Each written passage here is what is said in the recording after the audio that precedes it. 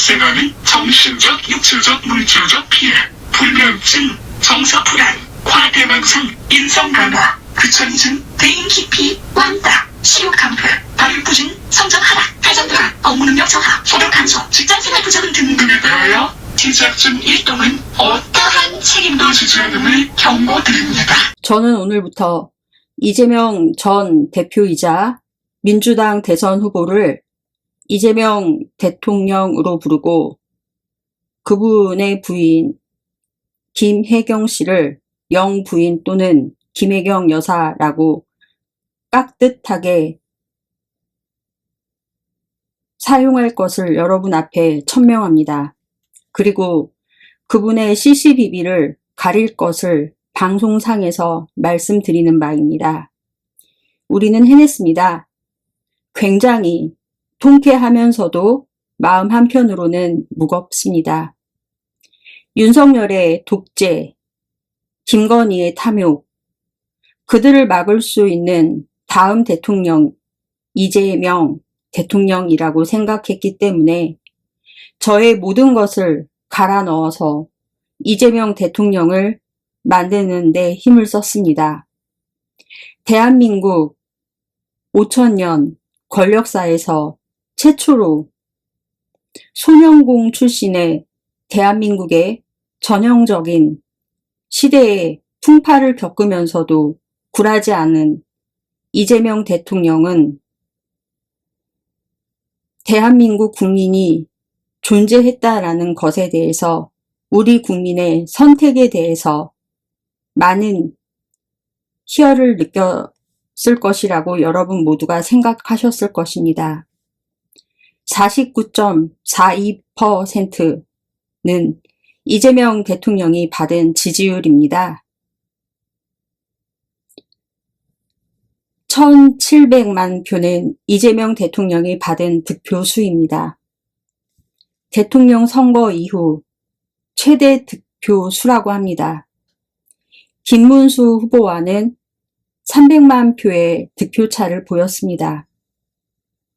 이 속에 숨겨진 의미는 생각하는 보수, 생각하는 중도, 생각하는 진보가 자신들의 틀 안에 얽매이지 않고 윤석열의 계엄, 독재를 막을 야당 지도자이기 때문에 이번에는 그를 최고 지도자에 앉혀서 나라를 이렇게 망쳐놓은 윤석열 일당들을 수습하라는 역사의 순리를 그들이 따랐다 라고 생각하기 때문에 이재명 대통령을 뽑았다라고 생각을 합니다. 중간중간에 악마의 속삭임처럼 다가왔던 유혹들도 있었지만 흔들리지 않았고 역사의 신이 정교한 심판을 내려줬다고 윤창중 컬럼세상의 윤창중 기자님께서는 말씀하셨습니다. 저 이 말씀에 100% 동의하고 느꼈기 때문에 여러분과 함께 나누고 싶어 그분의 말씀을 인용해 보고자 합니다. 멋있어 보였거든요. 멋있어 보였습니다. 4월 4일 윤석열의 전원일치 파면에 이어 2025년 6월 3일 대한민국과 이재명 대통령에게 승리의 월계관을 씌워줌으로써 국제망신 조롱거리가 될 뻔했던 상황을 생각하는 보수, 중도가 집단지성의 힘으로써 민주주의를 지켜야 한다라는 결의를 하고 투표를 했기 때문에 대한민국을 진정 지킬 수 있는 상황을 만들어줄 수 있는 돌파구를 역사의 신이 만들어 주셨다. 우리의 손으로 위기에서 우리를 구했다라는 놀라운 자부심을 갖게 되었습니다. 그야말로 세계적 선도 국가에 올랐다라는 점에서 해외에 계신 동포 여러분은 자부심을 가지셔도 된다라고 위로의 말씀을 드리고 싶습니다. 이재명 대통령의 악마화는 윤석열 검찰 정권이 이재명 대통령에 대한 끊임없는 해코지와 거듭된 보복적 수사로 공황 정부의 연속으로 윤석열 정부는 꿀 빨아먹기 위해서 권력들을 뜯어먹어 가면서 살려고 했던 윤석열의 정치공학으로 이재명 대통령의 이미지는 악마화가 된 것이고, 절반은 이재명 대통령의 성장 배경을 인정하지 않으려고 했던 수많은 기득권들의 멸시와 천대가 깊이 작용했다라고 저는 판단이 내려졌습니다. 이것은 이재명 대통령 정부를 위기에 몰아넣을 수 있는 작용 요소로도 볼 수 있다고까지 판단되어 이 문제가 보통 심각한 문제가 아니다라고까지 생각이 들어 걱정이 들었습니다. 그래서 취임한 기쁜 날에도 결코 안도하거나 오만하거나 해서는 절대 안 된다라는 것에 마음을 놓을 수가 없었습니다.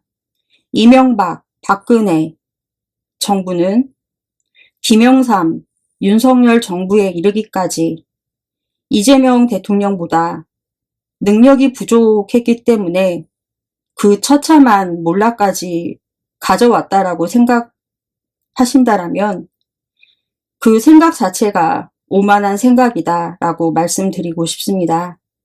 저는 정말 이재명 대통령님께 전해드리고 싶은 말씀은 여러 가지 중 이제 대표적으로 딱 한 가지만 꼽으라고 하면은요, 겸손입니다. 겸손하지 않으면 지지해줬던 세력뿐만 아니라 대한민국을 좌지우지하는 수많은 기득권 세력의 반격이 시작될 것으로 예상이 됩니다.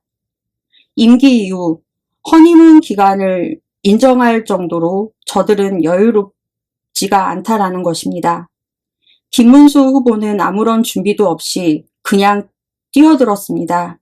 그럼에도 불구하고 41.15%의 득표율을, 이준석은 8.34%의 득표율을 보인 것은 이재명 대통령이 되어 정부가 탄생하면 총독 독재가 될 것이라는 이재명 대통령에 대한 공포 마케팅을 이용해 선거 공약으로 활용한 국민의힘 의원들과 조선일보의 보도와 극우 유튜버들의 선동이 흡수되었기 때문이라고 저는 파악을 했습니다. 보수 우파 기득권으로부터 유신 독재라는 소문이 이미 저들 사이에는 퍼져 있었고 저들은 준비해 놓은 상황이었습니다. 이건 정말로 경계해야 될 부분이라고 생각을 합니다. 조금이라도 허점을 보이면 결코 김문수의 득표율은 칼이 되어 돌아올 수 있다라는 것을 잊지 말자라는 것을 이재명 대통령님은 알아두셨으면 하는 바람입니다. 이재명 대통령 당선에 따른 표심을 조금 더 자세히 들여다보았습니다. 광주와 전남의 압도적인 지지가 바탕이 되었습니다. 득표율도 전국에서 가장 높았습니다. 불법 계엄령을 겪으면서 정권 교체에 이제 분출한 것으로 보였는데요. 이런 가운데 지역민들은 김문수와 이준석 후보에게도 유의미한 지지를 보냈는데요. 이번 대선에서 나타난 국민 통합을 기치로 내걸고 임기를 시작한 21대 대통령 이재명님, 공존과 통합의 가치 위에 대화와 소통을 복원하고 양보하고 타협하는 정치를 되살리겠다라는 이재명 대통령님. 광주는 전국에서 가장 많은 지지를 보냈어요. 83.9%로 전국 1위에 압도적 지지를 보냈습니다. 전남에서도 83.6%이지 투표율로는 전국 2위였어요. 85.9%의 많은 지지율을 보냈습니다. 이재명 대통령 당선에 힘을 보탰습니다. 전국 득표율로 따지면은 이제 49.2%를 훌쩍 넘는 수치입니다. 광주는 5개 지역구 모두 고르게 지지를 보냈습니다. 특히 광산구에서 많은 지지를 몰아줬어요. 무너진 사회 질서를 회복하고 살기 좋은 나라를 향한 이것을 뛰어넘을 수 있는 단 한 사람, 이재명 대통령이라고 생각했기 때문이라고 생각이 들었습니다.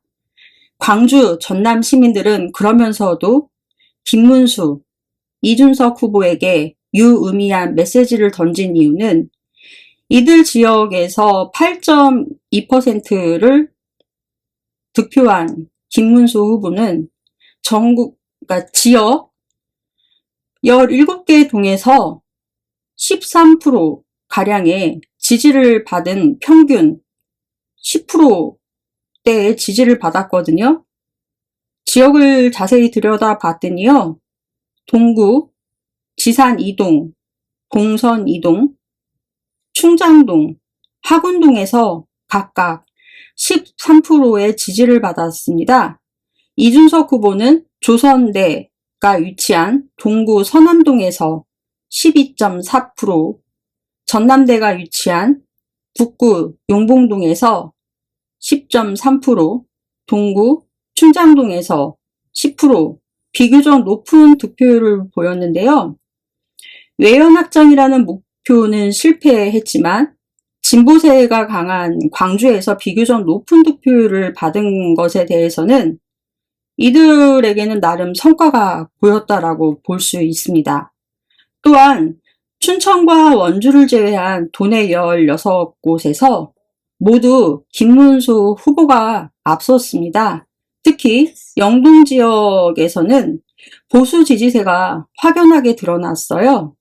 이재명 대통령은 삼척에서 39.08%의 득표율로 도내 최저 득표율을 기록하셨어요. 아쉽게. 영동 지역에서는 이제 39에서 42%의 득표율을 기록한 반면 20대 대선과 21대 대선을 이제 비교해 보면 이제 달라진 것은 가장 적게 오른 화천군의 경우는 39.62%였거든요. 그런데 이번 21대에서는 40.18%로 득표율이 0.56% 올랐습니다.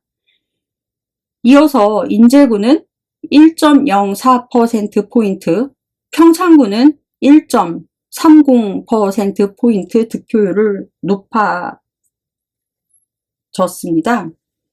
양양구는 지난 20대 대선에서 37.55%에서 이번 21대 대선에서는 41.26%로 높아졌고요.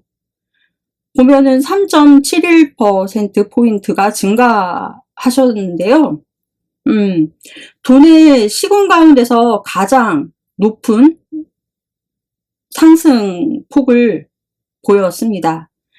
속초시는 2.92%포인트, 원주시는 2.72%포인트를 기록했고, 강릉시는 2.70%포인트로 높이셨습니다. 영동 지역에서의 지지율 상승이 영서 지역보다 상대적으로 컸다는 걸 확인할 수 있었습니다. 이번 선거는 현직 대통령이 탄핵을 당하고 나서 치러졌습니다. 이 때문에 보수 지지세가 더 강한 영동 지역도 정권을 교체해야 된다라는 심리가 작용하며 이재명 대통령에게 표를 주어 이제 유권자를 끌어들였다라는 것으로 해석할 수 있었습니다.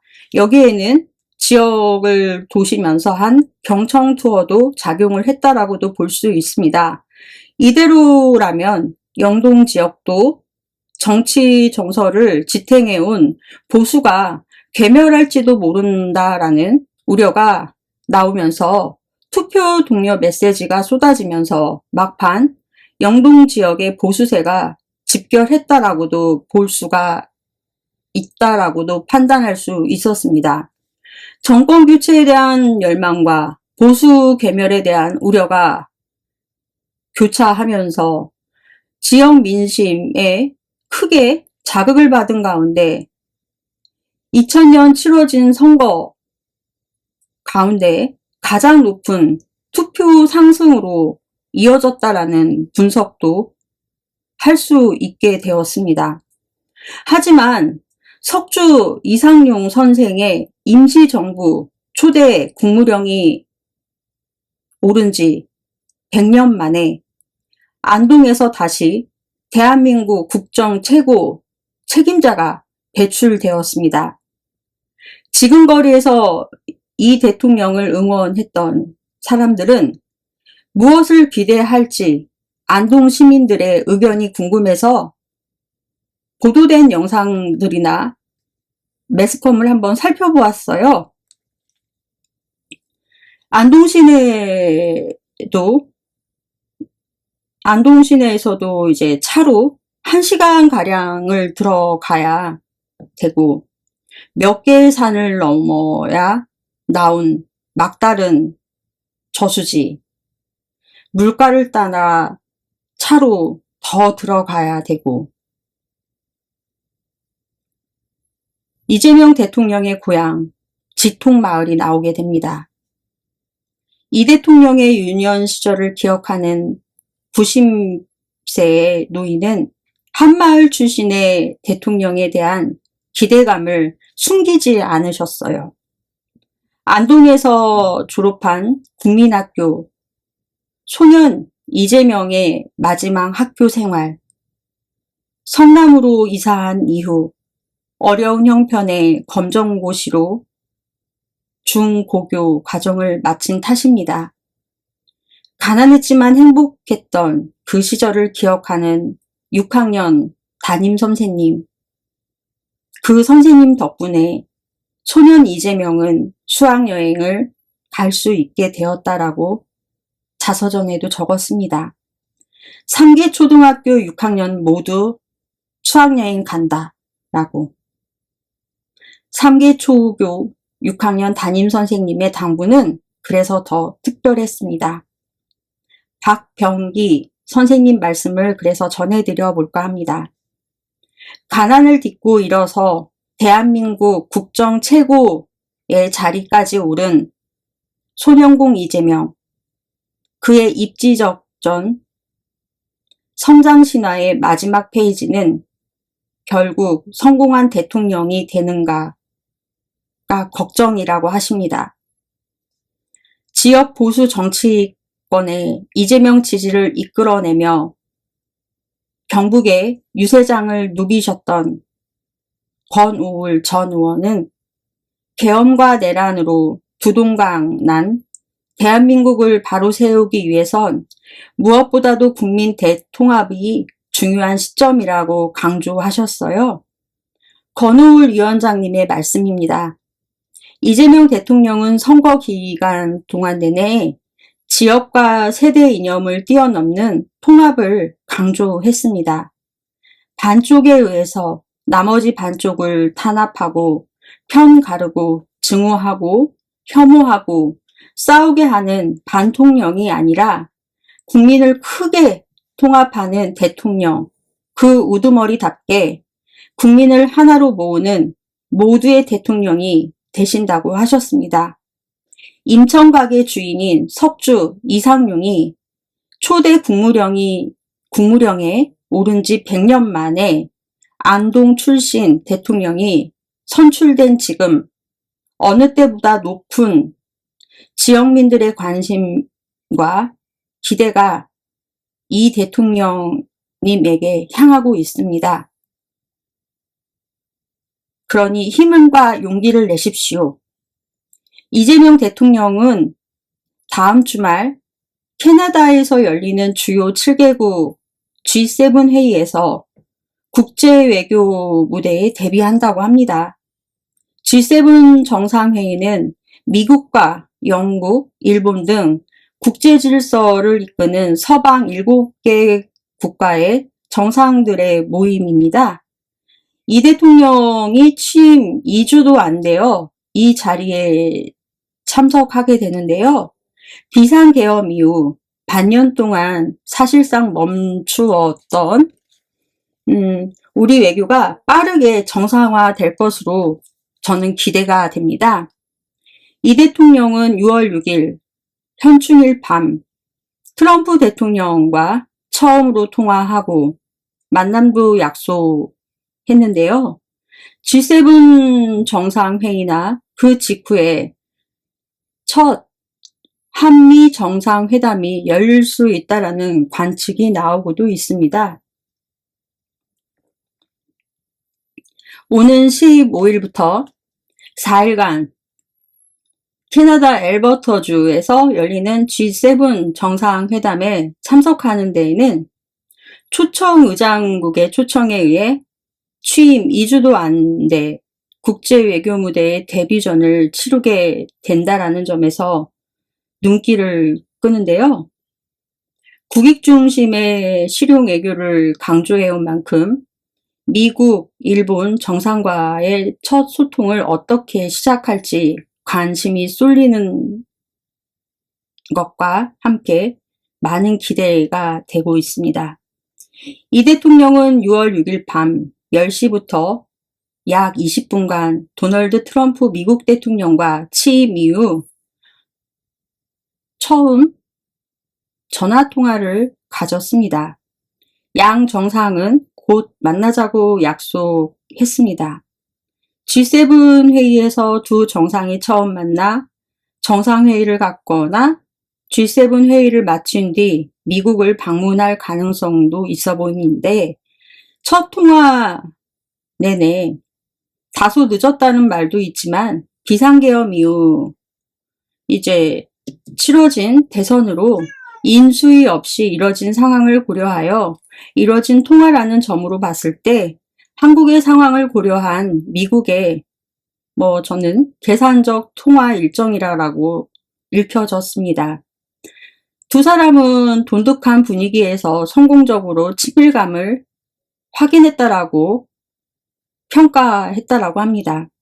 특히 작년 7월 총격을 당한 트럼프 대통령과 작년 1월 부산에서 피습을 당한 이 대통령은 서로의 경험담을 나누며 위로를 하고 어려움을 이겨내며 강력한 리더십이 나온다라는 데에서 서로 공감을 했다라고 하는데요. 양 정상이 서로 골프 실력에 대해서 이야기를 했고 동맹을 위한 골프 라운딩도 약속했다라고 대통령실은 전했어요. 시진핑 중국 국가주석, 이시바 시게루 일본 총리와의 대화도 이루어졌죠. 이 대통령은 첫 순방을 앞두고 윤석열 정부가 대폭 축소했던 대통령 전용기 탑승 언론인 수를 문재인 정부 언론인 수로 복원하겠다고 예고했습니다. 그리고 헌법재판소 재판관 후보자 최종 3명은 이제 서울고법 오영준 부장판사, 이광하 판사, 이승엽 변호사 이렇게 3명인데요. 오영준 판사는 이제 정통 엘리트 법관으로 대법관 후보자로 거론되었고 이광하 판사는 광주고법, 서울고법에서 재판 업무를 도맡아온 법관입니다. 판사 출신의 이승엽 변호사는 이재명 대통령의 공직선거법과 위증교사 2사건을 변호하셨던 분이십니다. 대통령실은 인사검증 절차를 마무리한 뒤 최종 2명을 결정할 예정이라고 하는데 이에 반해 이제 한덕수 국무총리는 윤석열 전 대통령 측근 이완규 등 2명을 알박기식으로 지명했죠. 이 대통령은 이 조치를 철회해서 무효화했습니다. 그리고 지난 6월 7일 토요일 한남동 관저에서 휴식을 취하셨습니다. 취임 후 사흘간의 강행군을 이어간 이 대통령은 토요일은 공개 일정이 없었고, 이날은 이제 더불어민주당 의원들과 저녁 식사를 함께 한 것으로 전해졌죠. 두 차례 민주당 대표를 지닌 이재명 대통령은 함께 당을 이끈 1기, 2기 지도부 의원들을 불러서 그간의 노력에 대해 감사 인사를 전한 것으로 알려졌습니다. 또한 국민의힘 경쟁자였던 김문수 후보에게도 6월 6일 안부 인사를 쉬는 날을 이용해서 전한 것으로 알려졌습니다. 이재명 대통령은 청와대를 정비해서 집무실과 거처를 모두 옮길 예정이라고 합니다. 약 석 달 정도 걸릴 것으로 예정이라고 합니다. 부랴부랴 들어온 한남동 관저에서는 아무것도 없다라고 전해져 나옵니다. 계양구 사저에서 대대적인 이사를 준비할 여유가 없다 보니 급한 대로 그때그때 필요한 일상품을 사저에서 가져오는 것으로 전해졌습니다. 대통령실은 일단 있는 물건을 적극적으로 활용하고 꼭 필요한 생필품을 그때그때 사다 쓰는 쪽으로 하고 계신다고 합니다. 그리고 그동안의 국정 공백을 빨리 메우기 위해 조직 정비와 주요 보직 인선에 속도를 내고 있다고 합니다. 지난 정부들로부터의 수건 사업이 되어 내려져 온 검찰 개혁을 주도할 민정수석을 놓고 고심이 깊은 상황이죠.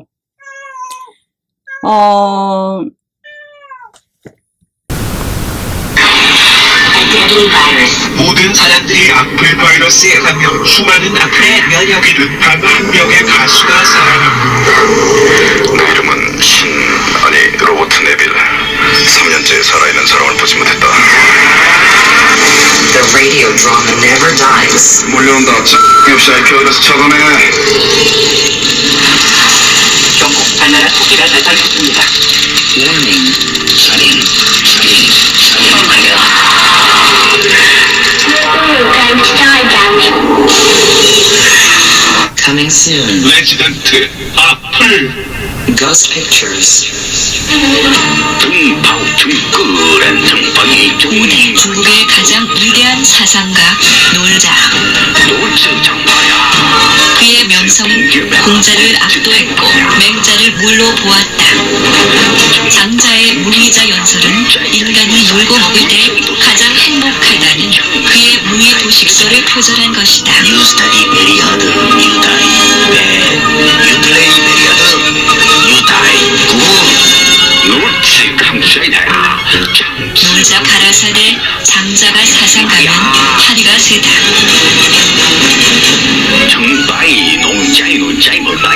하지만 그는 놀고 먹느라 단 한 권의 저서도 남기지 않았기에 그의 사상은 훗날 제자인 먹자, 자자, 하자에 의해 집대성되었으니 그것이 바로 놀경이다. 놀자의 34대 기승자 놀교 교주 신해철이 전하는 주옥같은 이야기 놀경.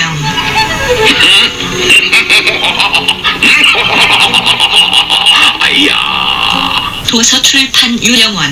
대선 때 민주당과 연합한 조국혁신당 황운하 의원은 윤석열과 근무 인연으로 얽혀있는 특수통으로 특유의 끈끈한 인간관계에서 벗어나기 어렵기 때문에 검찰개혁의 적임자가 될 수 없다라고 죄송합니다. 반대 의견을 밝혔습니다. 호남 출신의 오 변호사는 이재명 대통령과 사법 시험 동기로 새 정부 유력 인사로 거론되어 왔습니다. 그리고 채용됐습니다. 현재 제가 그때 이제 사안에 대해서 적어놓기 때문에 이제 한 번에 방송을 하느라 말씀을 드리는 건데요. 그리고 특수통 검사 출신에게 절대 검찰 개혁을 못 맡긴다는 개혁의 의심에 불이 켜진다. 이재명 대통령 대선 캠프 핵심 인사는 여권 내 반대 입장을 대통령실에 전달했다라고 밝혔다고 MBC 뉴스에서 보도했습니다. 대통령실의 민정수석 인사가 미뤄지고 있는 가운데, 이건 제가 이제 지난주에 적어놓은 내용입니다. 대통령실은 이때 밝힌 말씀이 검찰을 베려면 칼을 써야지 물을 쓸 수 있겠냐 라는 의견을 내셨습니다. 당시 MBC 뉴스에서 보도한 내용은요, 이 말을 반대 의견을 낸 거는 서용교 의원이셨습니다. 이재명 대통령 정부 대통령실은 3실장 7수석 체제로 정비 중입니다. 현재 강훈식, 위성락, 김용범까지 3실장까지는 모두 임명을 마쳤습니다. 수석 비서관 중에는 사회와 경제성장 수석을 먼저 임명한 상태입니다. 내수 경기가 침체된 것의 빠른 회복을 위한 대통령실의 우선 임명이라고 할 수 있습니다. 정무수석으로는 우상호 전 의원, 홍보수석으로는 이규현 전 JTBC 사장이 임명되었습니다. 그리고 지난 주말 동안 추가 인선도 발표되었죠. 오광수 변호사님이 그리고 민정수석으로 임명이 되었고요. 그 기간 동안에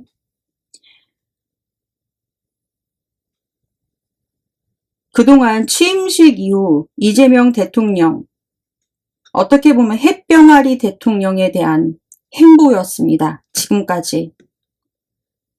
중간중간에 저의 소견도 밝혔고요. 다음은 해당 뉴스를 기반으로 한 다음은 저의 소견을 말씀을 좀 드려볼까 합니다.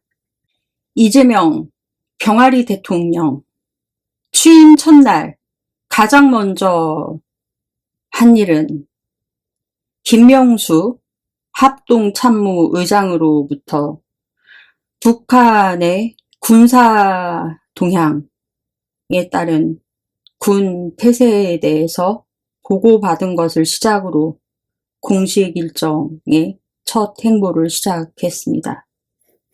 여러분 알고 계셨겠지만 정말 정권 교체를 실감할 수 있는 뉴스 보도였다라고 저는 생각을 했는데 여러분은 어떠셨는지 궁금합니다.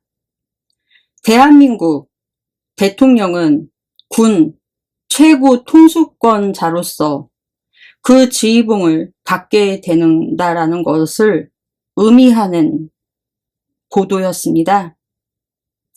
윤석열이 탄핵이 된 이유는 아무런 이유 없이 이러한 군 통수권자라는 지위를 악용해서 군대와 탱크에 시동을 걸게 했고 서울을 지키는 최고의 화력 수도방위 사령부와 특정사령부, 국군정보사를 동원해서 자신의 권좌를 지켜서 김건희를 특검으로부터 조사받는 것을 막기 위해서 대한민국 군대를 사적으로 이용했기 때문입니다. 그렇기 때문에 내란죄라는 것이 성립이 되는 것입니다. 이렇게 합동참모로부터 우리 국군의 보고를 시작으로 업무를 개시한 영상을 보면서 저는 눈물이 났습니다. 또한 이재명 대통령께서 사전 준비가 정말 철저하시구나. 아, 이분한테 모든 걸 믿고 맡겨도 되는구나. 아, 이분은 자신의 동선에 대해서도 정말 효율성 있게 움직이시고 계시는구나 라는 것을 느꼈습니다. 정말 스케줄을 잘 관리하고 계시는구나 체험했습니다. 군 통수권자에 대한 인계를 받음과 동시에 우리 군에 대한 신뢰를 거듭 당부했는데요. 그냥 그런 통과 의례가 아니었다라는 것입니다. 대한민국 국민은 대한민국 군대를 정말로 사랑하고 있고 그 충성심을 신뢰한다라고 전해줬습니다. 그러면서 윤석열의 계엄 때문에 고통을 받고 있는 군대를 향해서는요, 위로와 덕담도 빼먹지 않고 해주셨는데요. 눈물이 났습니다, 저는. 비상계엄 사태 이후 군 장병들이 국가와 국민에 대한 충성심으로 부당한 명령에 소극적으로 대응해서 우리나라가 큰 혼란에 빠지지 않았다는 것에 정말 잘한 일이다 라고 칭찬해 주셨습니다. 국민뿐만 아니라 대한민국 군대는 윤석열의 계엄으로 엄청난 트라우마로 시달리고 있습니다. 하루아침 자고 일어나니까 계엄이 끝났으니까 별일 아니겠지. 계엄은 쇼지. 저 느릿느릿한 군인들 보아라. 군기 빠졌다. 라고 생각하시면 오산이십니다. 밖으로 알려진 일부분의 내용만이지만 대한민국 최고의 특전사, 특임대, 나라를 위해서라면요, 살인까지도 훈련받았던 대한민국 최고의 특전사 병사들입니다. 지금까지도 알려진 것만 100여 명이 넘게 정신 심리 치료를 받고 있다는 걸 여러분 알고 계십니까? 알고 계시냐고요? 밖으로 알려진 것만 이만큼입니다. 특전사 그만둔다라고 사직서 내신 분들 너무 많다라고 합니다. 사기가 저하돼서 계엄군으로 됐잖아요. 국가와 국민을 위해서 목숨도 바치고 북한군의 목을 딴다라는 사명으로 자진지원한 사람들입니다. 여러분 아실 겁니다. 이재명 대통령의 대선 공약 중 하나가 모병제입니다. 모병제 아실 겁니다. 특전사 특임대 707 대표적인 모병제의 한 부분입니다. 그렇기 때문에 최고의 몸과 마음, 최고의 엘리트들이 국가를 지키기 위해 몸과 마음까지 수련하는 곳입니다.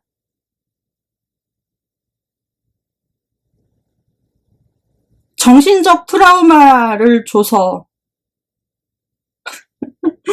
빠릿빠릿하지 못하다. 군기가 빠졌다. 또 어떤 데에서는 죄송합니다라는 조작 영상으로 조회수 올리는 기자파리 유튜버부터 시작을 해서 군의 기강을 땅에 떨어뜨리는 비아냥대는 언성에 언론에서는 계엄군으로 도배가 되었고 계엄은 특전사의 어마어마한 트라우마입니다.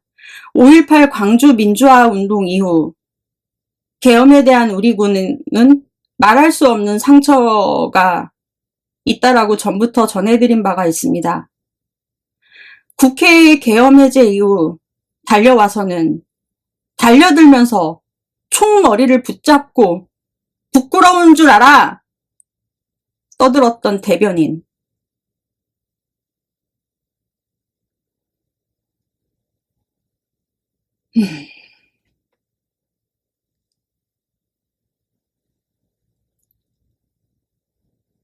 그분은 인터뷰로 계엄을 지킨 시민이 되었고, 그때도 말했지만,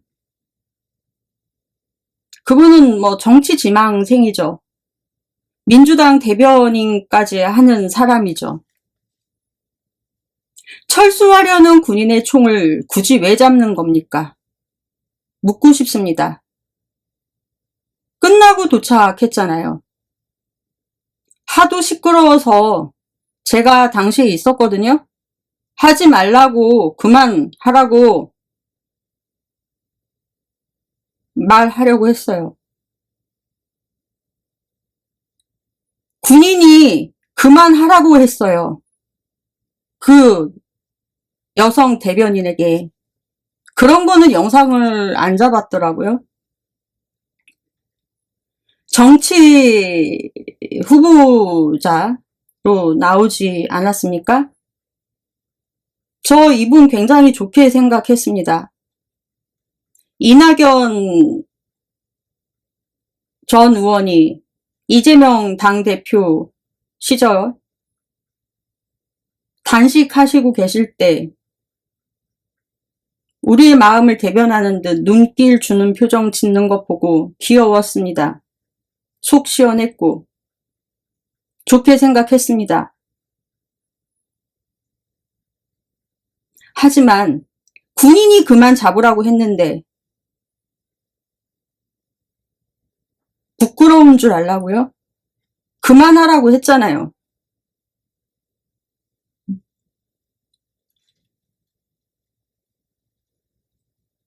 그 사건 이후에요. 제가 든 생각은요. 현장에 있었는데 이 여성 오버십 장난 아니구나. 정치 예비인이라면 군인이 설사 총을 겨눈다 라면은 설득해야 되는 게 맞는 것 아닙니까? 그때도 말씀드렸습니다. 그런 상황 판단력으로 무슨 정치를 한다라는 것입니까? 당신께서 만약에 노원구로 후보에 나온다라고 했죠? 그 지역구 당신 나오는 순간 내가 나갈 거야. 그 동네 꿈도 꾸지 마. 정치할 생각 하지는 말라고. 그 지역구 우리 지역구거든? 우리 본가가 노원구야. 노원구 상계동. 당신 그 지역구 후보로 나오는 순간 내가 나갈 거라고.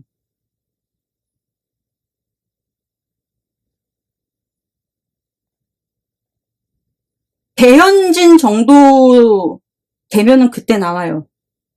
배현진 정도의 실력도 안 되잖아. 솔직한 얘기로.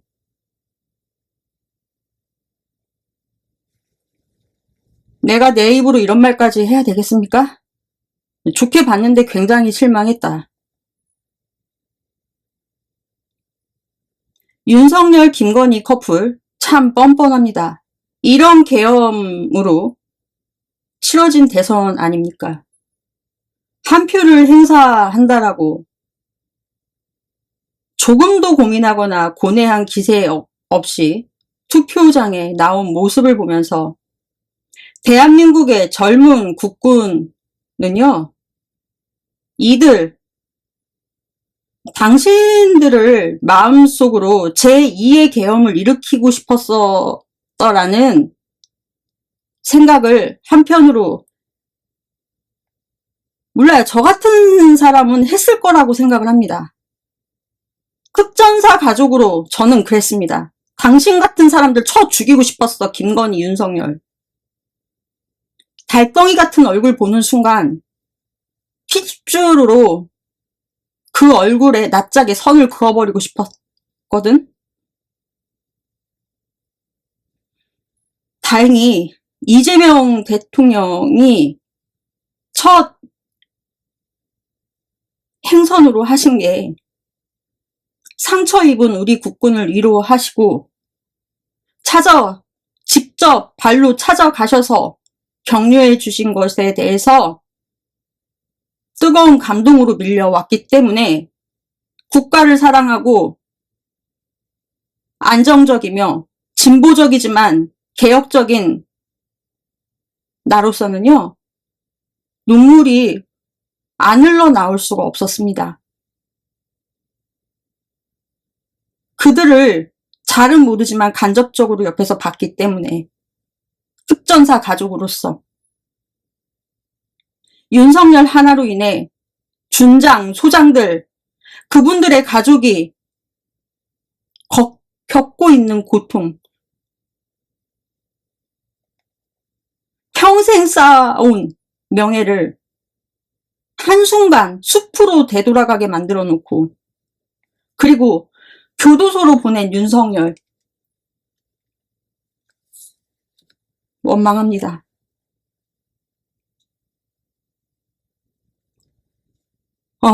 저는 이재명 대통령이 이러셨으면 좋겠습니다. 윤석열과 문재인은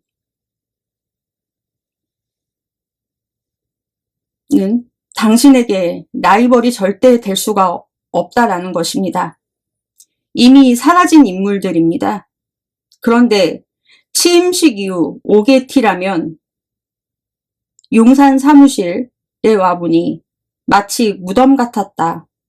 컴퓨터도 없고 프린트도 없고 볼펜도 없고 이걸 가져다 줄 직원도 없는 텅 비어있는 무덤 같았다.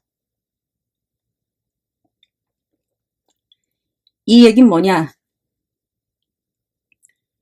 용산 대통령실이 모든 자료를 폐기해서 버렸거나 대통령 기록물 관리로 이제 넘겨서 확인을 할 수 없게 되었다라는 소리겠죠.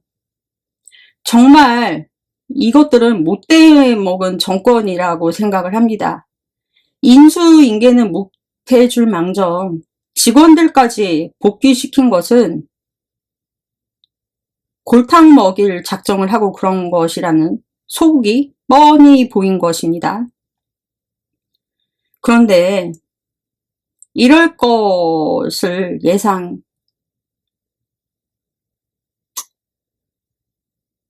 죄송하지만 이게 너무 좀 가혹하긴 한데요. 이럴 것을 죄송합니다. 했어야 마땅했다라는 것입니다.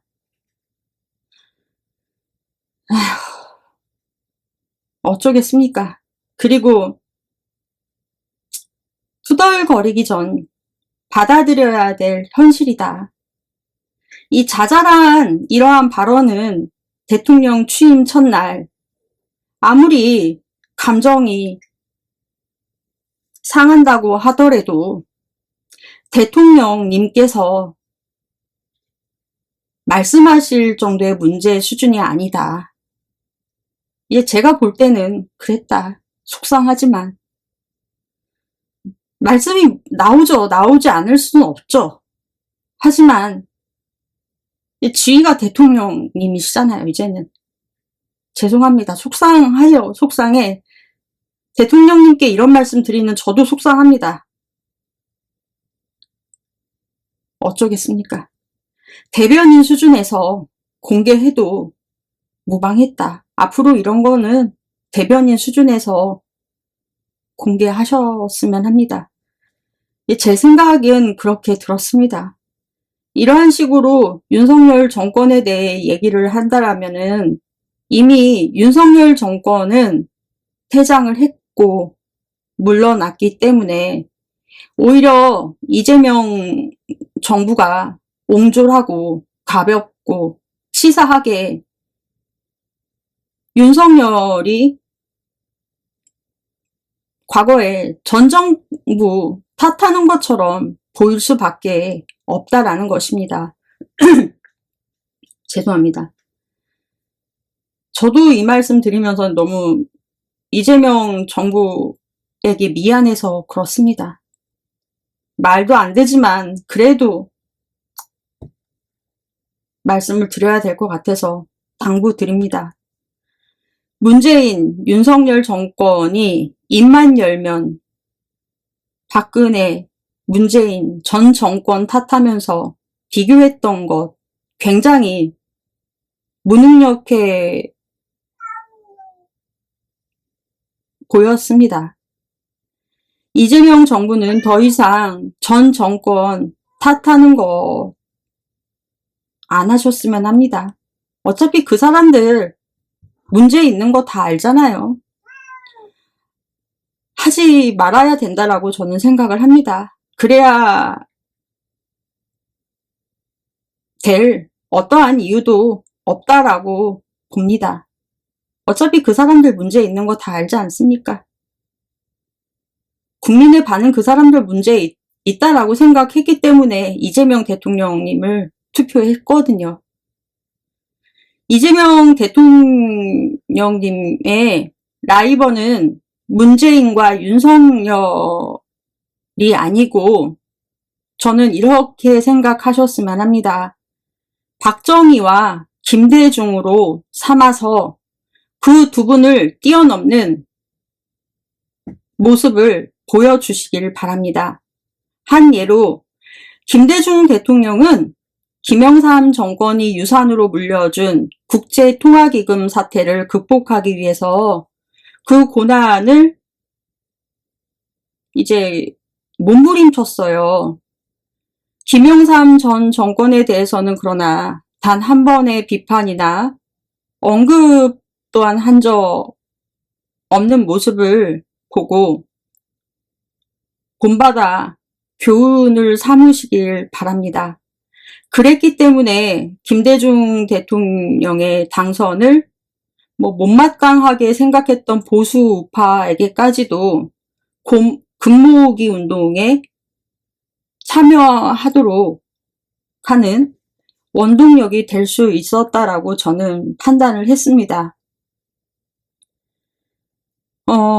시체를 다시 내리쳐서 뭐 하겠습니까? 죽은 개는 건드리지 않는다라는 격언을 생각하시길 당부드립니다. 첫째도 입조심, 둘째도 입조심, 셋째도 입조심. 제가 이거는 성경 말씀인데요. 기독교인이든 불교인이든 이거는 조금 감히 말씀드리지만 어느 상황에서든 사용하시면 도움이 될 것 같아서 감히 말씀드립니다. 듣기는 속히 하시고 말하기는 더디 하시기를 바랍니다. 저도 이게 잘 안 되는데요. 하고 나서 항상 후회를 합니다. 사실은. 사도 바울이 한 말입니다. 듣기는 속히 하고 말하기는 더디 해라. 반드시 발언을 하기 전에는 사전에 여러 각도에서 보수 우파가 어떻게 받아들일지 심사숙고한 뒤에 정제된 발언만 하시길 바랄 뿐입니다. 가급적으로 언론 노출을 줄이시고 이재명 대통령의 한마디가 영이 설 수 있도록 해야 한다. 과거 1993년 2월 25일 여의도 대통령 취임식을 마친 뒤 청와대로 돌아와서 첫 번째 한 말이 3당 합당을 통해 대통령에 당선된 사실임에도 불구하고 YS가 한 말이 있어요. 당신이 당선된 이유는 전두환 노태우 때문이 아니다. 청와대 공관집무실 벽에 당시에요. 노태우 대통령이 쓰던 사람 키만한 금고가 하나 벽에 있었다라고 합니다. 얼핏 보면 벽이었대요. 그런데 문을 열고 들어가면 금고였다라고 합니다. 그것을 보고는 YS가 저걸 당장 철거해야 라고 지시를 했다라고 합니다. 도둑놈들이다. 뭐 나중에는 2에서 3천억의 비자금을 갖고 귀가한 사실이 밝혀졌지만 결국은 나중에 이러한 것들이 자신에게 되돌아왔습니다. 스스로의 족쇄가 되었다라고 합니다. 제가 이재명 대통령님으로 인해서 과거 대통령들에 대해서 요새 공부를 좀 하기 시작했는데 YS가 굉장히 매력이 있더라고요. IMF 때문에 저도 별로 안 좋아했고, 저는 참고로 저 대학교 1학년 때 우리 학교에 김현철 차남이 왔었어요. 예, 저희 학교 학부에 나왔는데 김현철 차남에게 제가 계란을 던졌어요. 예, 그게 굉장히 크게 나왔고 언론사들에서도 대대적으로 99년도에 보도가 난 적이 있는데 그냥 던졌거든요. 쉬웠어요. 왜냐면 우리 학교 등록은 그때 되게 많이 올랐거든요. 여러 가지 분노 감정이 있었던 것이죠. 근데 이분에 대해서 좀 알아보고 있는 지금 상황인데 YS 굉장히 모르겠어요. 저하고 코드가 좀 맞는 것 같아요. 실수 많이 하시는 분인데 이 매력이 있다. 그래서 이분에 대해서 좀 알아보고 있었습니다. 근데 이분 상남자다. 나름대로 매력이 있다. 어쨌든 족쇄가 되었습니다. 대한민국의 이재명 대통령의 적대 세력이 대통령님의 한마디 한마디를 어떻게 받아들이고 꼬투리를 잡을 것인가를 이렇게 보고 있다는 것입니다. 정말 심사숙고한 뒤 정제된 발언만 내놓으시기를 당부드립니다. 이건 높아심에서 말씀을 드리는 것입니다. 당선되신 이후 용산 대통령실에서 정말 잘하신 것은 점령군 행사를 하지 않으신 것입니다. 이재명 대통령은 죄송합니다. 절대 점령군 행세를 하지 않으면서 첫째도 겸손, 둘째도 겸손해서 국민들과 소통하시고 항상 기자들과 만나시고 만나실 때도 준비된 정제된 발언만 무겁게 하시기를 당부드립니다. 절대 머리 들지 않으시겠지만 오만을 경계하시는 대통령이 되신다면 대한민국에서 가장 성공한 대통령으로 임기를 마무리할 수 있는 조건과 환경을 모두 갖추었다라고 저는 말할 수 있고 자신합니다. 이재명 대통령의 여러 가지 고민을 잘은 모르지만 저는 이해할 수 있을 것 같습니다. 자기가 함께 일해본 적 있는 안정적인 인사 관리라고 파악이 되었는데요. 문제는 한편으로는 감동이 없다라는 것입니다. 민주당 시절 알고 지낸 도움받은 사람들을 중용한 것에 불과했다. 그래서 감동이 없다. 저는 이재명 대통령의 걱정을 이해합니다. 그러면 앞으로 남은 저는 청와대라고 그냥 할게요. 이제 가실 것이니까 청와대 대통령실의 장관, 차관, 인사를 어떻게 하느냐. 저는 결단을 내려주실 것을 요청드립니다.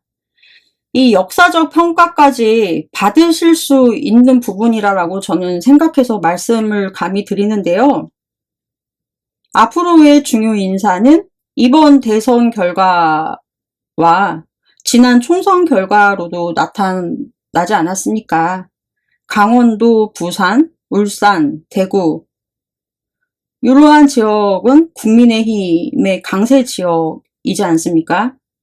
이재명 정부가 먼저 그들은 안 그랬지만 통합을 강조했잖아요. 우리가 두부를 절반 뚝 자르듯이 완전 뚝 떼어내서 국민의힘 쪽에 현재 국회의원이나 뭐 누구든지 뚝 잘라서 주셨으면 합니다.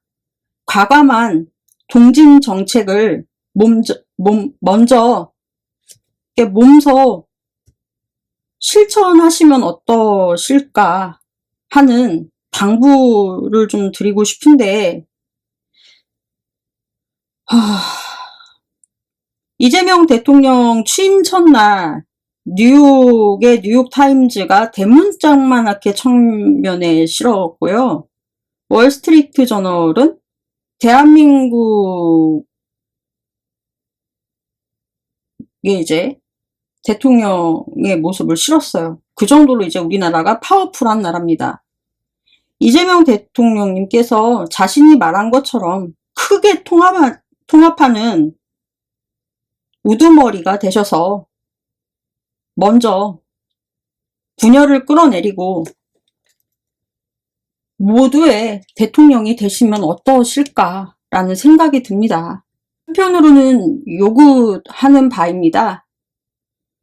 뭐 동쪽에 빨간 쪽의 절반을 뚝 떼서 나눠주시고 아까워하지 마시고, 절반 서쪽은 빨강색으로 나눠서 공유하는 그런 인사를 과감하게 시도해 보시기를 당부하는 바입니다.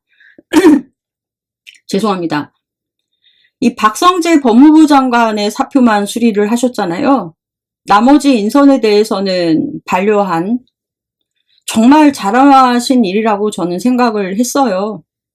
이 이야기는 살을 발라 뼈를 만듯이 추인다라는 것을 의미했다라고 저는 생각을 했는데, 이재명 대통령이 용산에서 이러한 조치를 취하는 동안 국회에서는 내란 특검법, 김건희 특검법, 최혜병 특검법을 모두 처리를 했죠. 국민의힘의 저항이 있었습니다. 속수무책으로 하지만 끝났어요. 특검 내용을 보면은 1948년 대한민국의 독립 이후 친일파 청산을 위한 반민특위법, 그리고 1980년 전두환의 국보위를 만든 후 기성 정치인들을 정치규제법으로 묶어서 대한민국의 정치판을 바꾸려고 했던 장면이 떠오르게끔 한 대한민국의 정치 판도를 180도로 갈아엎게 될 특검법 내용이었다라는 점에서 국민의 한 사람으로서 갈채를 보냈습니다. 윤석열의 활동은 자세히 들여다보니 180일, 금년 연말까지만 활동을 할 수 있게끔 만들어 놓으셨더라고요. 전부터 말씀드렸지만 윤석열에 대한 내란 척결, 숨어있는 잔존 기득권 세력에 대한 청산 문제는 올해가 넘지 않는 방향으로 해서 국민들에게 피로감을 적게 주시고 퇴행감과 무력감을 줄 수 있는 장기 수사는 올바르지가 않으니, 지금껏 국가가 수사한다라고 하고 처리한다라고 했던 거 장기전으로 가지 않았습니까? 수사 지지부지했고 처리 미미했고, 세월호도 그렇고 이태원 참사, 국가가 저질렀던 것들 뿐만 아니라 수습도 그랬고 중대형 범죄 앞에서 아무것도 결과물이 없지 않았습니까? 그랬기 때문에 올해가 가기 전에도 말씀드렸지만 크리스마스 선물로 전 국민에게 선사하셔서 강력한 리더십에 보여주시라, 이 요청 드리지 않았습니까? 대한민국 유튜브 최초로 그러한 내용을 말씀드리지 않았습니까? 대단히 잘 하셨다. 통했다. 처음부터 특검 활동 기간을 충분히 줘서 과거 세력을 대한민국 최초로 청산하는 특검이 될 것이다 라고 저는 자신할 수 있습니다. 그리고 국민의힘 특검 추천을 애시당초 이들이 할 수 없게끔 하신 것 대단히 칭찬해 드리고 싶습니다. 여러분 모르셨죠? 국민의힘은 특검을 추천할 수 없게끔 배제했습니다. 특히 대통령 기록물에 대한 열람을 현재로서는 확인해야 되는 상황입니다. 이들이 공문서를 어떻게 망가뜨려 놓고 어떠한 계약을 해놓고 어떻게 국가대상 계약을 해놨는지 모르는 상황입니다. 위조도 했을 수도 있고요. 그래서 열람을 해볼 필요가 있습니다. 이들은 그 열람 기준을 굉장히 완화시킨 것 아주 칭찬해 드립니다. 대통령 기록물 열람에 대한 제한, 현행법을 악용해 자신들의 악행을 모두 집어넣어 놓고 나갔습니다. 이 대통령 기록물에 대한 열람에 대한 제한, 조선시대 이후 내려온 법이거든요. 아니 뭐 조선시대도 아니고 공문서는 모두가 수사를 하지 않고 관여하진 않아도 열람할 수 있게 하는 것이 바람직한 것입니다. 공문서이기 때문에. 한 발 더 나아가 수사기록 열람에 대한 제한도 풀어서 피해자뿐만 아니라 가해자, 변호인 모두 다 확인이 될 수 있는 법률안을 제정하신다라면은 사법개혁은 반 이상 자동화 될 것이라고 저는 예상을 합니다. 또한 사건 기록 열람 허가 법을 제정하신 이후에는 현행 법률의 개정이나 수정은 국민투표로서 한다라는 단서를 반드시 붙여주셔서 다음 정권이 누가 되든지 간에 그 법제가 도입된 취지가 훼손되는 것까지 방지할 수 있는 방책까지도 반드시 법률로서 정해주시기를 거듭 부탁드리는 바입니다. 그래야지 사건 기록 열람 허가에 대한 법률안이 훼손되지 않는다라고 저는 생각을 합니다. 이것으로 보자면 예상되는 그러니까 윤석열은 이제 최소한 사형 선고와 함께 김건희는 대한민국 현대사에서 가장 긴 중형의 징역이 선고될 가능성이 높다라고 저는 확신합니다. 앞에 이재명 대선 후보의 66% 지지율 너 틀렸잖아 라고 말씀하신 거 이거랑은 비교가 안 됩니다. 지지율의 경우는 솔직히 저의 희망사항이었던 것입니다. 이 꿈은 크게 가져야 되지 않습니까? 네? 저는 이러한 면에서는 보수적인 사람이 헌법 같은 거는 개헌하는 것에 대해서 상당히 부정적인 입장입니다. 그래서 사실은 제 의견을 어필하느라 반대했죠. 연임은 해야 되는 것이고 한 번에 한해서는 이것도 법률에 넣으면 아무런 문제가 안 된다라고 말씀드린 바가 있습니다. 그래서 제 생각은 새 헌법이나 법률안을 수정할 때는 개정이라는 말보다는 해당 법률을 유지하면서 첨부하는 내용으로 의견을 넣어서 우리 고유의 헌법을 지켜가는 것을 저는 고수하는 편입니다.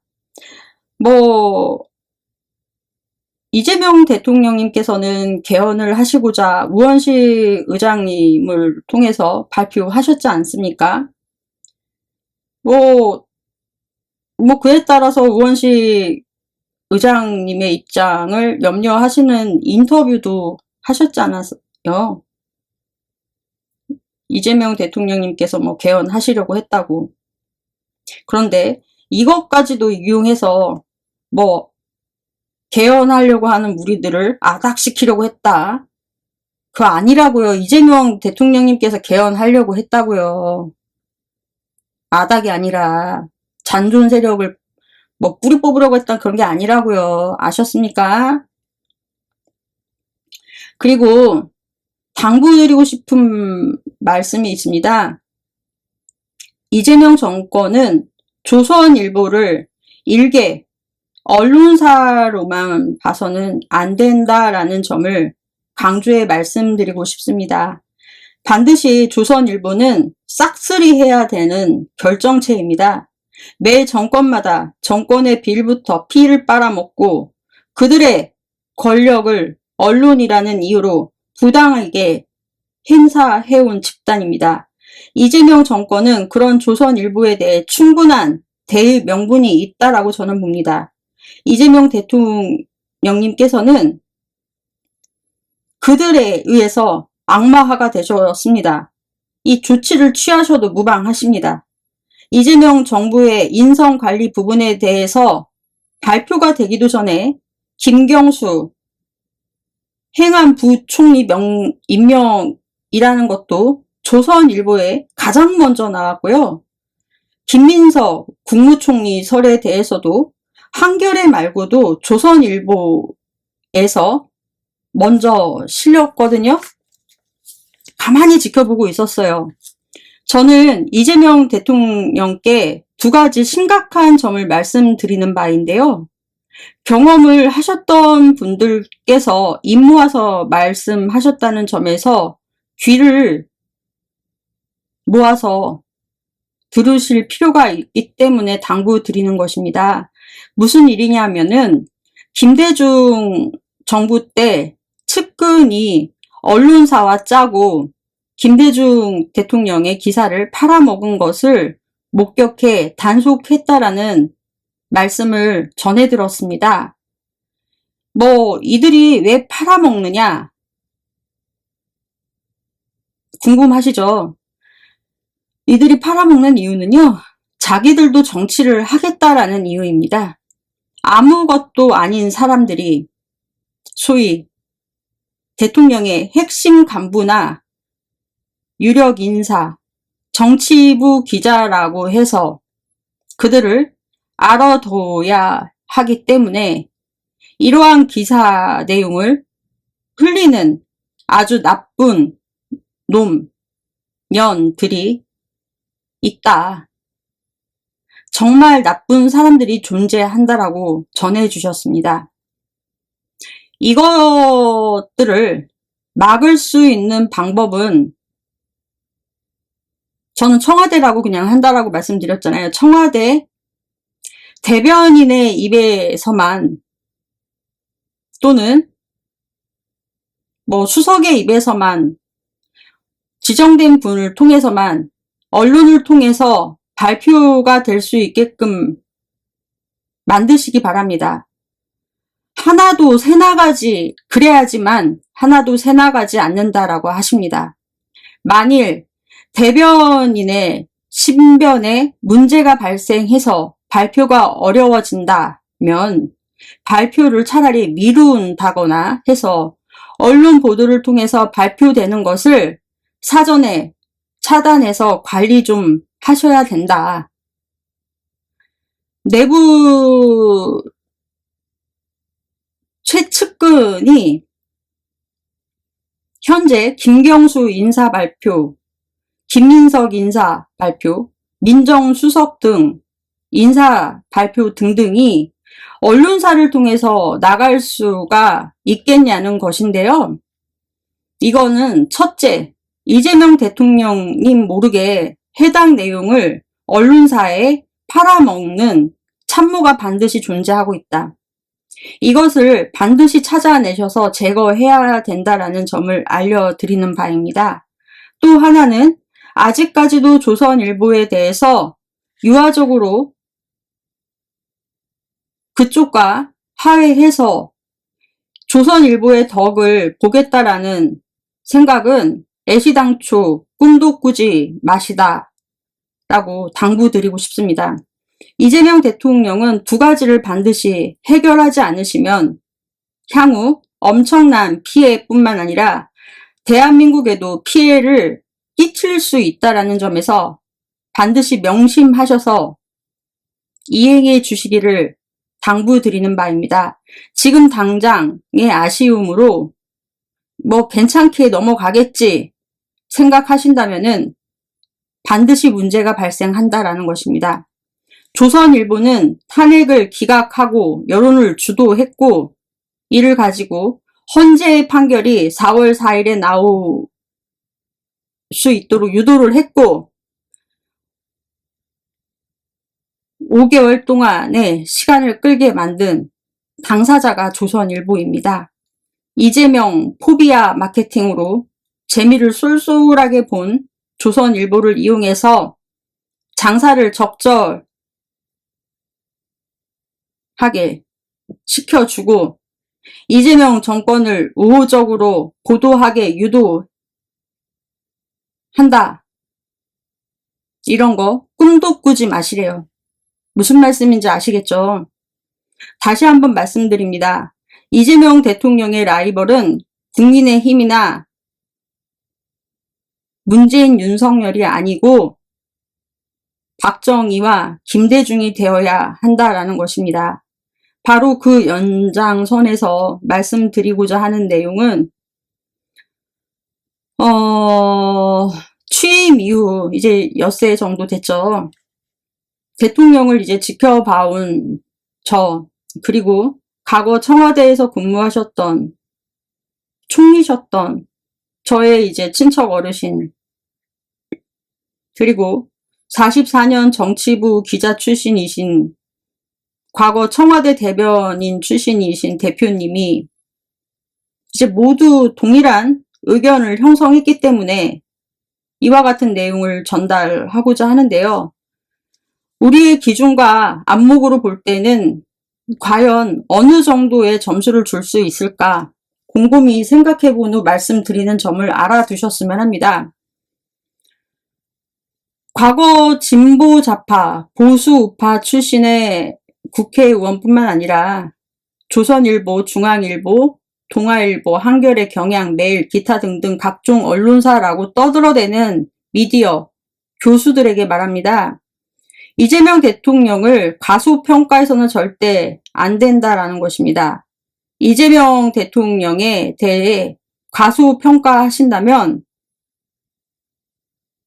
정권을 유지하지도 못하고 잃어버릴 것이고 큰 코 다칠 것이다. 지난 엿새 동안 이재명 대통령의 실력은 사람을 제대로 뽑아서 조직을 가동하는 실력은 이분은 만만치 않게 보인다. 역대 어느 대통령 못지않게 성공적인 대통령으로 될 희망 섞인 싹수가 보인다. 라고 말씀하셨어요. 저도 그렇게 봤고 조직을 짜고 인사 정책을 하시는 모습을 볼 때 절대 깜짝 인사가 아니다. 그리고 영호남 지역을 넘어서겠다라고 약속하신, 아직까지는 반영은 하진 않으셨지만 곧 그렇게 저는 반영을 할 것이다 라고 생각을 하고 있고, 정권을 꾸리는 조직을 가동하는 실력은 절대 간단하지가 않다. 이 생각하는 중도 보수를 본다라면은 이재명 정부의 기대를 걸어봐도 괜찮다. 이러한 얘기를 할 수 있다라는 점에서 공통적인 의견이었습니다. 대통령의 실력은 지적 능력입니다. 지금의 대통령실에 있는 이러한 모든 골격을 갖게 된 것은 박정희 대통령 때였다라고 합니다. 대통령 비서실부터 시작해서 대변인 체제, 민정수석, 그러한 시스템 등등이 박정희 대통령 때 미국의 백악관을 그대로 가져 놓았다라고 하는데요. 오늘날의 청와대 시스템이 이제 그렇다라고 하는데요. 당대에 유능한 국정 분야별로 이제 유능한 석학, 당대의 유능한 관료 등 이제 이론적으로 정통한 학자들로 이제 구성을 해서 대통령으로 하여금 지혜와 아이디어를 제공할 수 있고 자신의 정책에 대해서 언제든지 자문할 수 있고 대통령의 독단적인 의견을 제어할 수 있는 이제 게이트 피커, 수문장 역할을 할 수 있는 특별 보좌관제를 둬서 대통령이 지적인 노력을 게을러 하지 않게끔 하는 특별보좌관제를 이재명 대통령은 구상하고 있으시기를 요청드리는 바입니다. 이게 청와대를 이렇게 꾸미시기를 바라요. 그러니까 인재의 보고, 그러니까 로얄 아카데미로 만드시기를 바라는 바입니다. 중앙정보국을 그리고 다시 재발동하셔서 이것을 올바르게 사용하셔라. 국가 대개조 계획의 국으로 이바지할 수 있도록 일시적으로 운영하셨으면 합니다. 이 내각을 이제 하는 데 있어서 삼두마차로 이재명 정권을 지탱해서 이끌어갈 수 있는 만반의 준비를 하시기를 당부드리는 바입니다. 그래서 누가 봤을 때 함부로 침해할 수도 없고 침범할 수도 없는 고도의 정보력을 갖추셔서 따로 관리를 하시기를 요청드리는 바입니다.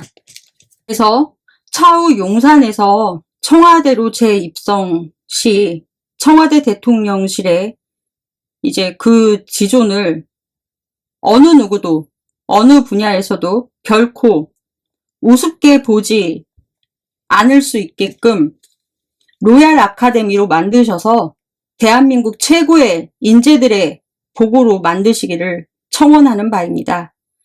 지금의 대변인, 기타 등등의 인사와는 별개로 관리하셔서 함부로 누설되지 않고 발설되지 않고 비밀시되는 상태로 유지하셔서 그 누구도 터치할 수 없는 상태로 만드시기를 바라는 바입니다.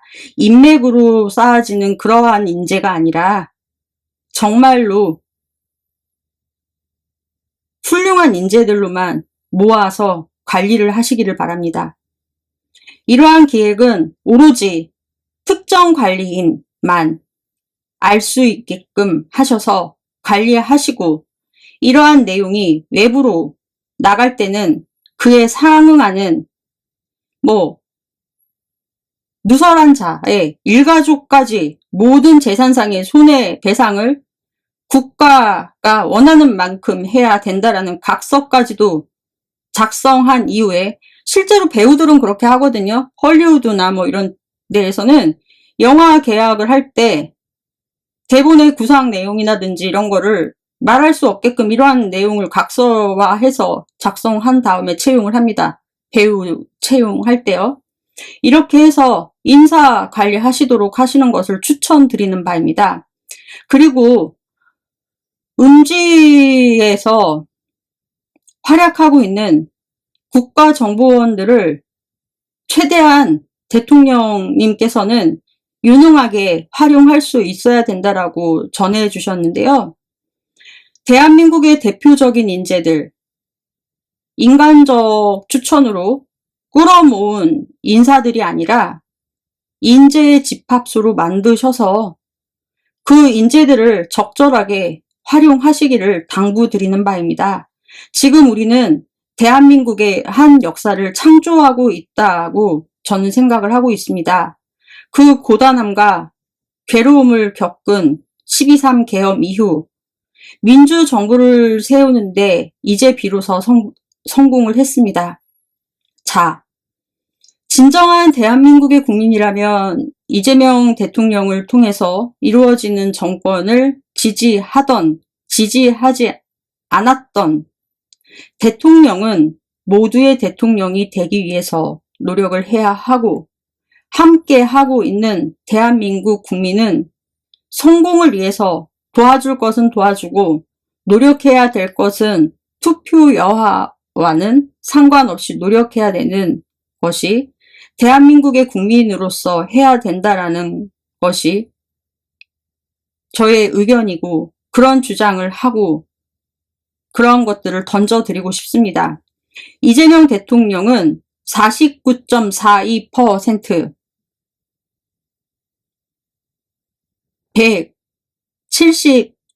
172만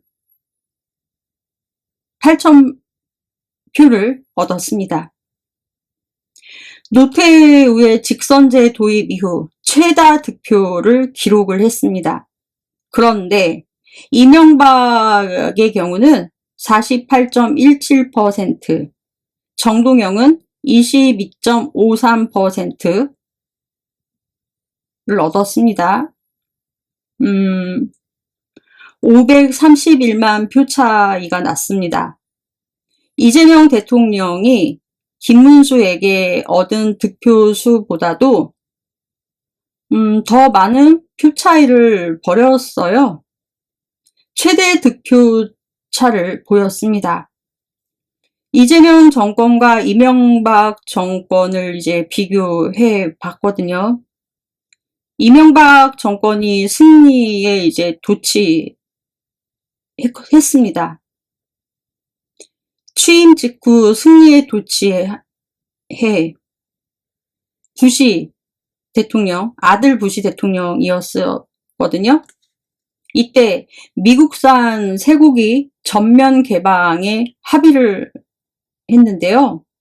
그런데 이때 정동영을 지지했던 세력, 진보 좌파가 일제히 들고 일어났어요. 촛불 집회의 형태의 총걸기로 맞섭니다. 대통령이 아무리 큰 표 차이로 당선이 되었다라고 할지라도 자신을 지지하지 않은 세력이 소수라고 할지라도 절대로 오만해서는 안 된다라는 것을 단적으로 보여준 사례가 이명박입니다. 광화문 집회 2달, 2008년 6월 10일, 오늘 6월 10일입니다. 2025년 6월 10일. 당시 이명박 대통령은 대국민 사과문을 발표했어요. 이렇게 하지 않으면 정권을 유지할 수가 없었기 때문에 진보 좌파와 야합한 상황에 맞닥뜨리게 되었다라고 했습니다.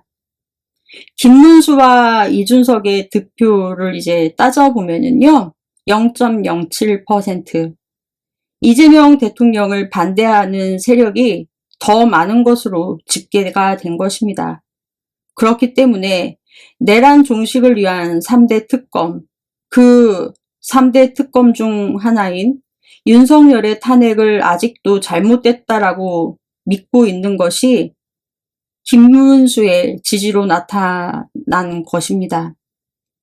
이 지지는 윤석열 탄핵이 잘못됐다라고 믿는 기득권 세력들이 엄청난 저항을 할 수도 있다라는 것으로 예상하셔야 된다라는 것입니다. 이재명 정권은 과연 윤석열 기득권 저항 세력들의 저항으로부터 3대 특검을 진행할 때 여기에 어떤 식으로 맞설지에 대해서도 어떠한 대응에 따른 시나리오도 준비하셔야 되고 준비되어 있는지 여부도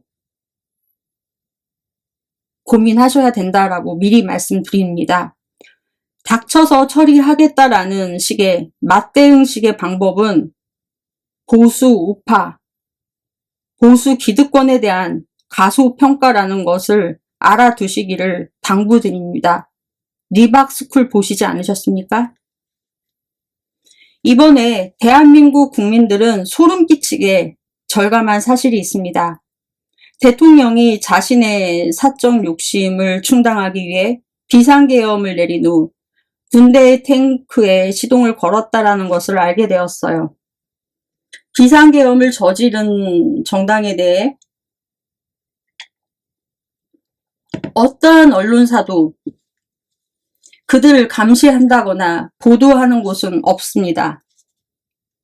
오히려 새로 들어온 이재명 정부만을 여당이 되었다는 이유로 감시를 한다라고 하고 이재명 정부의 인사들을 검증한다라고 합니다. 엄청난 아이러니 아닙니까? 대통령이 군사계엄을 했습니다. 몰상식한, 능지처참을 해야 될 행위입니다. 김문수의 득표율에 대해서 생각을 안 해보셨나요? 왜 이러한 결과가 나왔나에 대해서 뉴스타파, 뉴탐사, 경향, 한겨레,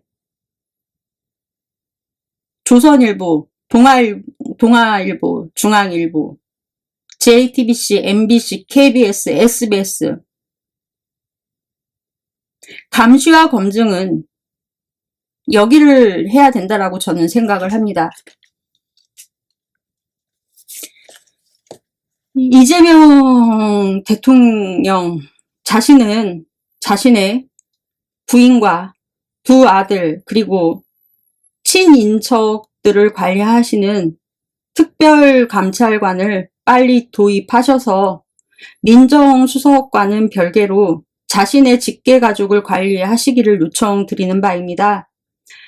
그래야지만 나중을 위해서라도 민정수석의 업무와는 별개로 자신의 가족 문제는 따로 관리하셔서 교차되지 않도록 하셨으면 하는 바람입니다. 그리고 이제 막 시작한 햇병아리 대통령 정부를 검증한다라고 하시는 여러 언론들에게 묻고 싶은데요. 지금 내란 세력에 대한 심판과 처벌이 완벽히 이루어졌습니까? 윤석열 일당이 거리를 활보하고 다닙니다. 그리고 통일교 문선명 총재의 뒤를 잇는 부인 한학자 총재가 이 사람이 엄연한 몸통이라는 것은 드러난 사실 아닙니까? 이 사람에 대해 출국 금지 조치가 내려졌잖아요. 이 사람이 윤모 씨라는 세계 본부장을 통해서 김건희 전 영부인 라인이라는 건진법사를 통해서 대선 전부터 물밑 작업을 해서 여러 진행 과정을 거쳐서 인사 청탁 및 대선 개입을 했고 YTN 인수 개입 등 여러 목적으로 6천여만 원의 다이아를 제공을 했고 1,000만 원 상당의 샤넬백 2개를 김건희 씨한테 전달했다라고 합니다. 건강식품도 전달을 했고 그런데 잃어버렸다라고 하고 모른다라는 엉뚱한 소리 하고 있지 않습니까? 그렇다라고 하면은 이러한 문제에 대해서 취재를 해야 하는 것이 올바르지 않습니까? 국민들이 누가 이재명 정부의 인사 채용 검증이 필요하대요? 이제 7일 된 인수위도 없이 시작한 정부에 대해서 똥 싸는 것까지 궁금하대요? 이재명 정부는 전액 국민의 후원금으로 대선을 치렀습니다. 그렇기 때문에 정부의 그 누구 권력자들로부터 자유롭게 인사 채용할 수 있습니다. 당신들이 뭔데? 누구 맘대로 당신들이 검증을 합니까? 당신들이 누굴 검증할 정도로 자유롭습니까? 언론사 타이틀 뒤에 숨어서 권력을 견제한다고요? 이재명 정부는 권력을 준 적이 없어요. 또한 권력을 준 것이 아니라요. 우리를 대신해서 일하는 대리정부라고요. 똑바로 좀 아시고 견제를 하세요. 시민들이 당신들을 견제할 거야. 이재명 정부를 견제하는 당신들을 견제할 거라고. 이재명 정부는 권력을 준 적이 없다고! 똥오줌 파악 좀 제대로 해. 통일교 측이나 정롱지필이라는 이름으로 보도해요. 정롱지필 제대로 하지도 못하면서 당신들이 언제 이재명 정부에 대해서 편 든 적 있어? 페인트 모션 하지 말고 어디서 물거품으로 만들려는 개수작질이야. 이재명 대통령님께 제가 귀중한 어드바이스라고 해서 해드릴 게 뭐냐면요. 트럼프 대통령은 G7에서 만났을 때 최악의 치욕을 당할 수 있는 경우의 수까지 대비하시라는 것으로 감안하셔서 심각하게 고려하시고 검토해둘 필요성이 있다라고 말씀드리고 싶습니다. 우크라이나에 이제 젤렌스키 대통령이 백악관까지 가서 정상회담 이후 기자들 앞에서 개박살 난 경우를 상기해 둘 필요성이 있다라는 것인데요. 이재명 대통령님은 바로 이러한 트럼프 대통령의 예측 불가능한 시기에 대해서 철저한 준비를 하고 있어야 한다라는 점입니다. 이 대통령 당선된 이후 뜬금없이 중국의 영향력을 반대한다라는 내용을 갖다 붙였어요. 트럼프의 통화 직후 통상적으로 해왔던 전화회담 결과 발표에 대해서는 백악관은 언급이 없어요. 상당히 이례적이었습니다.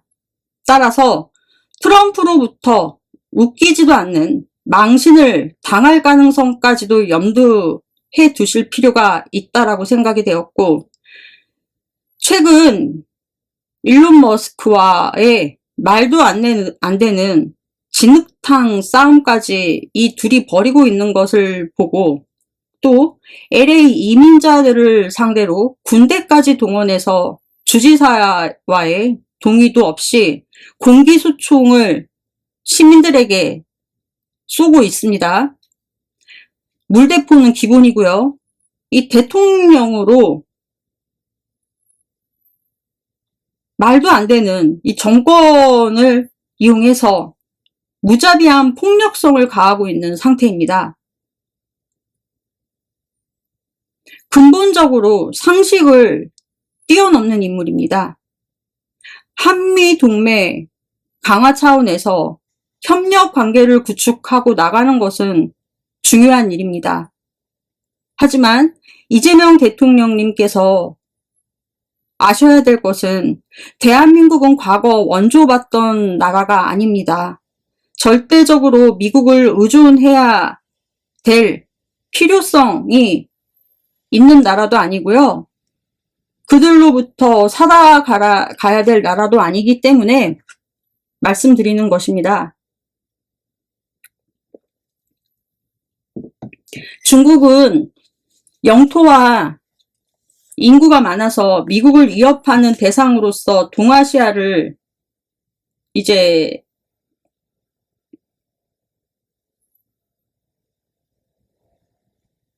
곧 이제 어떻게 말씀드릴 수 있냐. 대표할 수 있는 나라가 이제 중국 아닙니까? 중국이라는 나라가 미국으로부터 억압을 받는 것이죠. 그래서 이 되돌려 말하면은요, 중국이 당하는 일은 곧 대한민국이 곧 직면할 수 있는 일이 될 수도 있다라는 것을 잊지 마시기를 당부드리는 바입니다. 중국이 우리를 대표해서 겪는 고초다라는 것까지 염두에 두시길 바랍니다. 중국의 문제는 중국의 문제라고만 생각을 하지 않으시길 바랍니다. 중국의 영향력을 운운하는 것은 굉장한 외교적 결례입니다. 트럼프 대통령이 대한민국 대통령을 길들이기 위한 시기를 엿보고 있다라고 저는 생각을 들었습니다. 대한민국을 길들여질 나라라고 생각하고 있다라는 것입니다. 대한민국은 세계 주도 국가입니다. 미국의 대중예술을 대표하는 4개의 상을 대한민국은 모두 석권했습니다. 미국뿐만 아니라 세계의 정신적, 문화적 국가입니다. 그러니 자부심을 가지시고 기죽지 마시고 나가시길 바랍니다. 어제도 제78회 통일상에서 국내 순수 창작 뮤지컬 어쩌면 해피엔딩이라는 뮤지컬 부분에서 사상 최초로 토니상에서 6개 부분을 모두 석권했습니다. 브로드웨이에서요. 또한 대중예술을 대표하는 아카데미 상에서는요, 기생충으로 4개의 부분을 석권했죠. 특히 감독에게 줄 수 있는 최고 권위의 상, 황금종려상에서 대한민국 감독 봉준호 감독은요, 수상을 했지 않습니까? 여기에서 주목해야 할 점은 이 모두 한국어로 영화를 전 세계인이 봤고요. 해외 각국의 언어로 번역이 돼서 자막으로 나갔다는 것이 주목해서 봐야 될 점입니다. 그러한 상황에서 배급이 되었고, 그러니까 자막으로 해당 국가의 언어로 번역이 돼서 나갔다는 것이죠. 한국어로 배우들이 연기한 상태에서 나갔고, 놀라운 일 아닙니까? 또한 미국의 수상식에서 우리나라 말을 오스카에서 수상 소감으로 들을 수 있었던 최초로 아주 놀라운 계기가 되었던 순간이었습니다.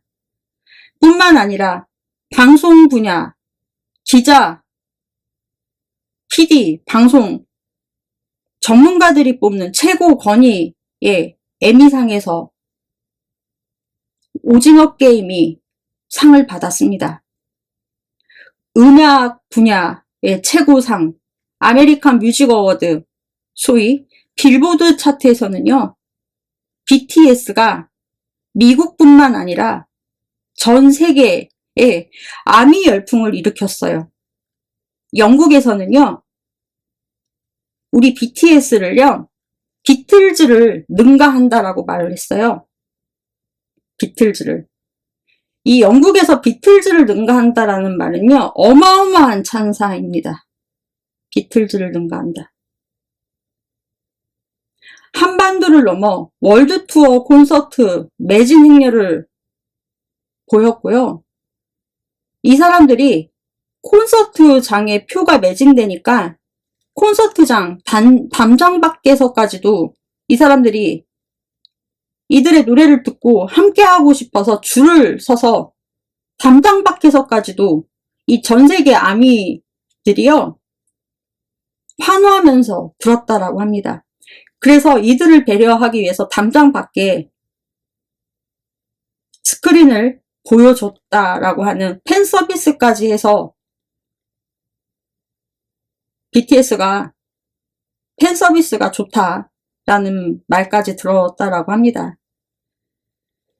이런 환호를 이루 말할 수 없는 세계 최고, 세계 최강, 자주 문화 최강 대한민국입니다. 따라서 대한민국은 외교 관계를 이렇게 지켜본 제 입장은 대한민국 대통령이 트럼프 대통령과의 정상회담을 결코 서두르실 필요가 없다라고 생각을 합니다. 미국 대통령을 반드시 만나야만 외교력을 인정받는다라는 고정관념부터 깨야 된다라고 저는 생각을 하는데요. 캐나다를 51번째 주로 편입하겠다라고 건방진 태도로 시작을 했지 않습니까?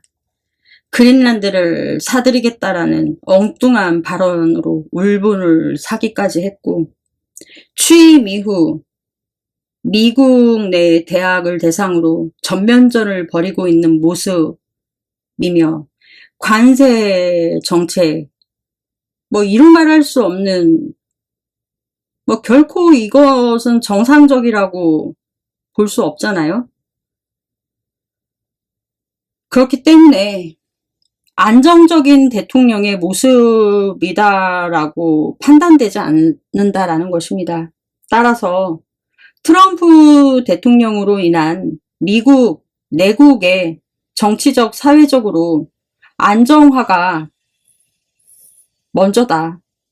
그렇기 때문에 이러한 미국 내의 안정화가 자리를 잡은 뒤 정상화가 된 상태에서 이재명 대통령이 한미 정상회담을 하기 위해 미국을 가시는 것도 늦지 않다라고 저는 생각이 듭니다.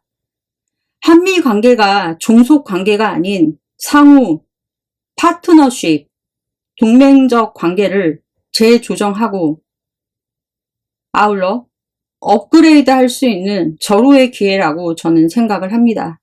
따라서 G7에서 트럼프 대통령이 미국에 가서 진지한 대화를 나누고자 함께 가자, 이동을 하자 라고 하면서 방문을 종용한다라고 하면은 잘 하시겠지만 한국의 민생을 핑계를 대시고 내란 사태 이후 너무 힘들기 때문에 국정이 불안해 장기간 자리를 비울 수가 없다.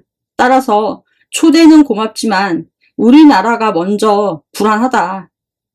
그렇기 때문에 우리나라부터 먼저 살펴본 이후 파악이 완료된 이후에 만나 뵙고 대화하기를 희망한다 라고 하시면서 정중하게 거절하시는 것은 어떠신지 하는 바람입니다. 과거 김대중 대통령이요, 노무현 대통령한테 하신 말씀이 있었어요.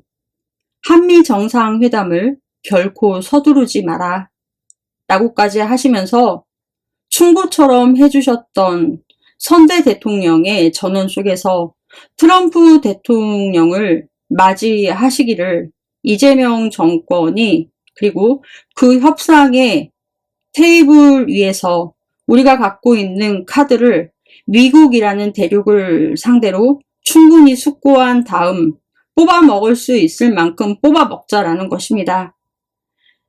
만나자고 해서 우리가 왜 만나야 합니까?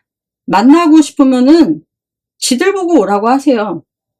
우리 지금 많이 바쁘다. 하지만 니들이 오면 바빠도 멀리서 왔으니까 시간 조금 내서 만나줄 수는 있다. 멀리서 왔으니까 성의 보였으니까 그래도 잠깐은 만나줄 용의는 있다. 만나고 싶으면 네가 와. 이렇게 하시는 방향은 어떠신가 하셨으면 하고 그냥 G7에서는 얼굴만 비추고 오셨으면 하는 마음이 듭니다. 그리고 이재명 잘하고 있습니다. 이재명 정부 잘하고 있습니다. 힘과 용기를 내십시오. 이재명 대통령 화이팅!